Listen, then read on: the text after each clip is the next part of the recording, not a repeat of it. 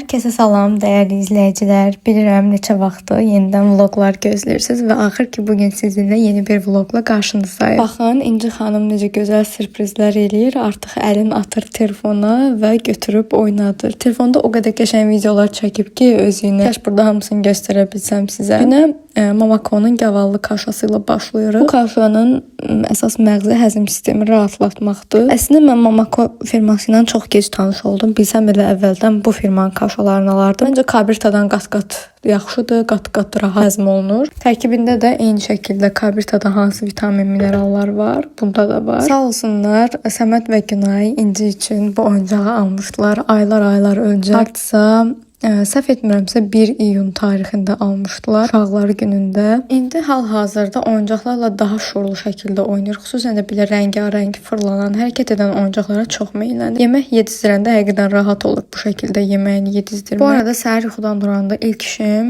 onun əynini dəyişdirmək, təzə pampers qoymaq və yeməyini vermək. Ən sonda özüm başlayıram çayımı içib yemək yeməyə. Bugün isə bir neçə gündür kofe içmədiyim üçün biraz darıxmışdım. Ona görə kofeni içdim. Bu arada Nescafe'nin İmeni bu növünü harda tapsanız mütləq alın. Çox qəşəng dadı var. Yəni hətta deyərdim ki, kofe shoplarda içilən kofedən qat-qat dadlıdır. Və budur bizim köpüklü, qəşəng dadlı kofemiz. Keçən videoda xanımlar soruşurdular ki, bəs İncinin gəzdiyi bu oyuncaq nədir? İstədim bu dəfə yaxından göstərim sizə. Əslində ön hissəsində əlavə olaraq oyuncaq var. Sadəcə biz onu çıxartmışıq ki, İnci xanım qıraqda rahat oynada bilsin. Qeyd edim ki, bu üçü birində set şəklində satılır. Bunun əslində başqa ehtiyat hissələri də var. Belə ki, oturacağı var. Skuter kimi sürməsi üçün növbəti aylarda inşallah onu istifadə edə biləcək. Onu Sədərəkdən almışıq Ayhan Kids mağazasından. Orada əlavə olaraq uşaqlar üçün məhsullar tapa bilərsiniz. Biz alanda qiyməti 55 manat idi, amma hal-hazırda baxdım, Yumiko'da qiymətləri biraz qalxıb. Bəlkə də mağazanın özündən alsanız yenə də uyğuna alarsınız. Əvvəl mənə də 55 manata almaq baha gəlmişdi, amma sonra gördüm ki, həqiqətən üçü birində set üçün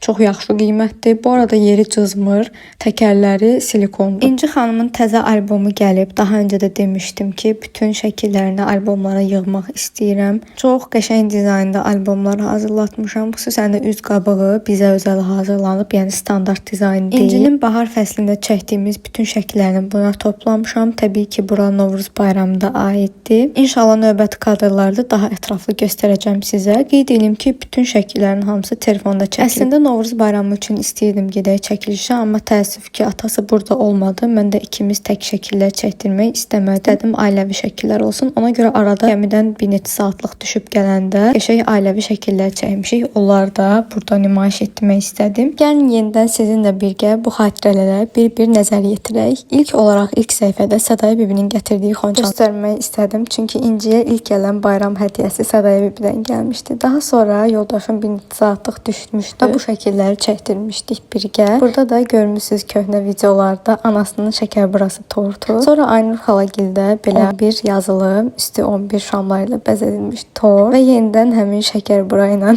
şəkillər, amma bu dəfə milli geyimdə ailəvi şəkillər çəkdirmişik. Arada Səyahət də ziyarətə gəlmişdi. Səyahətlə şəkilli qoymuşam.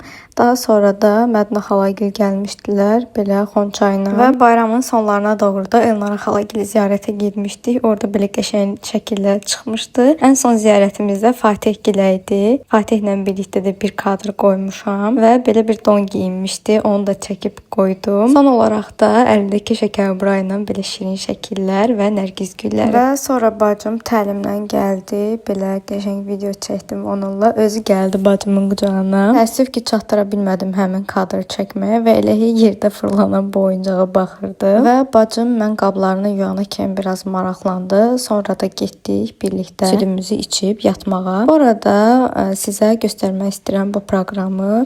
Keçən videoda bir xanım soruşmuşdu ki, hansı proqramdan istifadə edirsiniz? Bu Sprout proqramıdır. Siz burada qeyd edirsiniz uşağınızın saat neçədə yatıb oyandığını, saat neçədə hansı yeməklərlə qidalandığını. Əlavə olaraq kilo, boy, çəki, baş ölçüsü və s. hər biri bir-bir qeyd edirsiniz və daha yaxşı şəkildə təqib edə bilirsiniz uşağınızın inkişafını. Və biz artıq bu gündən 6 nömrəli bu pampersə keçid etdik. Eyni zamanda 100 ədədlisini aldım. Bir dəfəlik daha ekonomik olur belə. Və Momaco'nun belə bir çeşidini aldım. Bunun içində həm 7 ədəd taxıl var, həm də dadı daha fərqlidir. İstəyirəm qızım fərqli dadları bilsin. Bu arada tərkibində də çoxlu vitamin və minerallar var. Yəni bizim evdə kaşa əlindən yer yoxdur həqiqətən. Çox sevir yeməyi. Ona görə də endirim olduqca alıram. Bu da gecə üçün pampers. Və budur, biz artıq günorta yuxumuzdan oyandıq. Nənəm gəlmişdi bizə ziyarətə. İstədim çəkim. Həmişə Südabə nənə gələndə başlayır belə oynamağa. Çünki o belə qəşəng zümzümə eləyir və qızım da başlayır oynamağa. Həmişə onu görəndə əllərin, qolların belə hərəkət elətdirir. İndi isə başlayırıq İnci xanıma günorta yeməyi hazırlamağa. Günorta yeməyində bir ədəd kartof, yarım kök və müxtəlif cür mannalar istifadə edirəm. Mandalardan ilki rüşeymli irmikdir, digəri isə 10 səbzəli olandır. Həm də 10 səbzəlinin içində qatıq və sair də olur. Yəni bir çox məhsullar olur, ədviyyatlar, reyhan filan. Ona görə dadı çox yaxşı olur. Həm də manna biraz aldıran məhsuldur. Eyni zamanda içinə hazırlamış olduğumuz bulyonu əlavə edirik. Bulyonun da içində ətin özü də olur, yəni toyuq əti. Və bizim supumuz burada qaynamağında olsun. Biraz mən də gedib yeməyimi yedim. Daha sonra gəldim, blenderdan keçirib üzərinə burada gördüyünüz zeytun yağını əlavə etdim. Əgər köklə müxtəlif cür pürelər hazırlayırsınızsa, mütləq surətdə içinə zeytun yağı əlavə edin ki, kök daha həzm olunsun. Əsas da tərkibindəki A vitamini mütləq surətdə boy uzanması üçün vacib olan vitaminlərdəndir. Əslində İnci normalda bu tip yeməkləri çox bəyənər və dayanmadan qaşıq-qaşıq yeyər. Amma bugün 6-7 qaşıq yedi təxmini. Sonra da məcbur eləmədim. Və öyrəndim ki, bundan əvvəl piçenya falan yeyib. Təbii ki, onlar da dadlı piçenyalarda istər-istəməz iştahı küstürür. Ona görə üstə getmədim. Yatmamışdan öncə də süd verdim ki, ac yatmasın. Və burada əslində bayağı incitdi məni. Yəni yatmaq bilmədim. Və mən də gördüm ki, artıq yatmır İnci xanım. Ona görə də yenə çox üstünə getmədim. Əsəbləşdirmədim, Nazı ilə oynadım. Bugün bütün gün ancaq Nazı ilə oynamışam həqiqətən. Bütün günü ancaq İnci ilə məşğul olmuşam. Ki normalda anam və nənəm də belə gəzdirirlər eləyirlər, amma bu gün istəmədim güc düşsün onlara. Özüm gəzdirmişəm, özüm oynatmışam, özüm yetişdirmişəm ki, yəni bugün sırf özüm məşğul olum. Zaten bəzi günlər həqiqətən əllərindən gəldikləri qədər kömək eləyirlər. İncinin üst dişlərinin ikisi çıxmışdı, daha öncə də demişdim. İndi digər ikisi çıxmağa başlayır. Hətta mənə elə gəlir 4-ü birdən çıxır. Yəni əməli başda şişib də üst damağı artıq gəlmək istəyir. Bir neçə günə biz orada görəcəyik balaca bir dişi. Bunun dəqiq adını öyrəndim. Baby Walker gedir bunlar. Və bu Baby Walker'lar bütün evlərə məsləhət görürəm. Hansı evdəki körpə var, mütləq alın bunu. Səhv etmirəmsə biz elə 4 ay əvvəldən almışdıq. Həmin vaxtlar sürmürdü, maraq göstərmirdi. Mən də biraz qorxmağa başlamışdım. Amma sən demə, hər ayın öz hərəkətləri var, öz inkişaf səviyyəsi var. Bu ayın da inkişaf mərhələsi bu imiş. Rahat bir şəkildə tutub gəzə bilir. Və son bir neçə həftədir belə bir huyu başlayıb olmağa. Dilin çölə çıxardıb gəzir. Çünki dişləri çıxır balamın. Nə olar gülməyin. Bir tərəfdən də belə sürünə gəzir hər yeri. Hər yeri dolaşır. Bəli, son olaraq artıq qucağıma alıb yatsırdım. Qucaqdan ötürü darıxıb. Belə yatanda da bir corabını çıxardır qızlar. Corablarını çıxardır, atır o yana bu yana. Burada da gördüyünüz məhsullarla altını dəyişdim, ümumi paltarını dəyişdim. Getdim burada atışdırmalıq verməyə. Xurmanı çox bəyənir qızım. Karalyok da çox sevir. Karalyok artıq üçün xurmaya keçmişik. 2 dənə xurma verdim. Qəşəng yedi.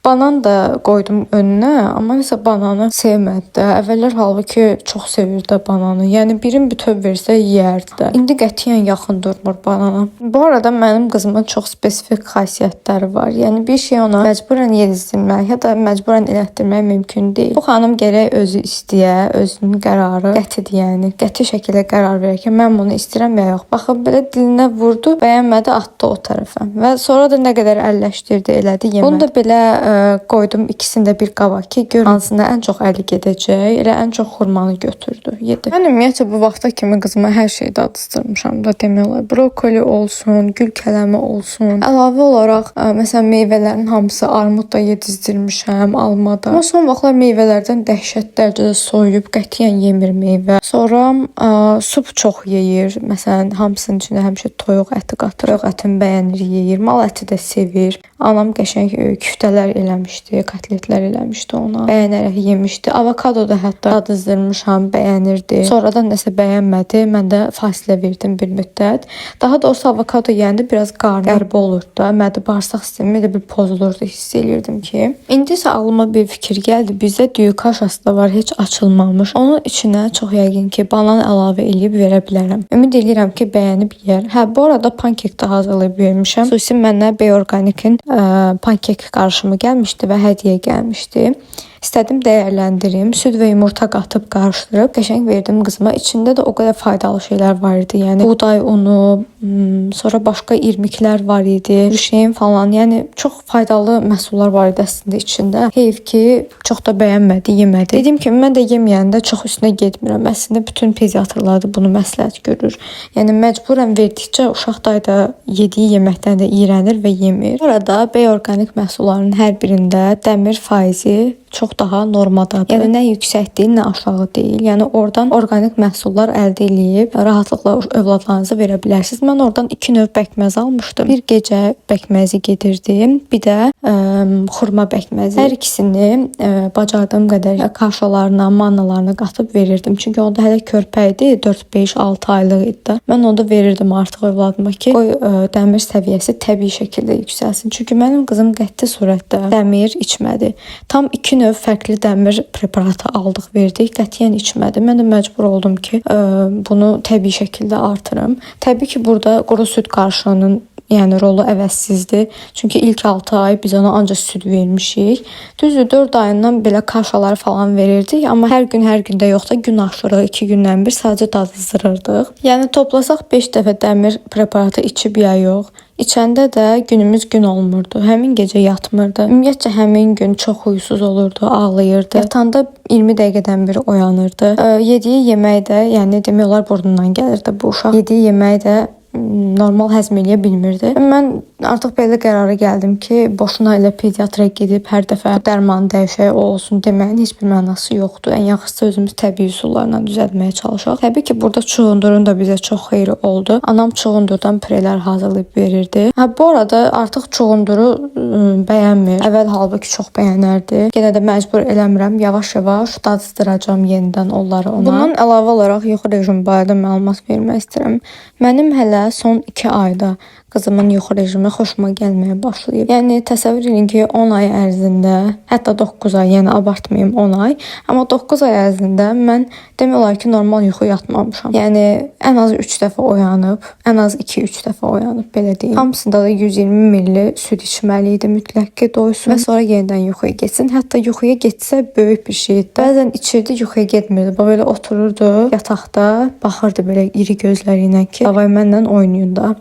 Gecənin bir yarısı dururduq, İnci xanım oynadırdıq. Bütün əsəblərimiz, bütün yuxu rejimimiz pozulmuşdu. İndi isə ən azından sevinirəm, bir maksimum nadirən 2 dəfə oyanar. Onda da 90 milli süd verirəm, içir yatır. Yəni şükür Allaha ki, baxmayaraq ki, diş ağrıları falan var. Yəni oyanmır da, saatlarla oyaq qalmır artıq. Özü vaxtı var. Ən gec saat 12-nin yarısı bu xanım qız yatmalıdır. Fikir verirəm 12-nin yarısından gecə qalanda əsəbi olur, gərgin olur, tez-tez oyanır. Qızım 5 aylıq olanda hətta yuxu tərimi proqramına qoşulmuşdum 1 aylıq.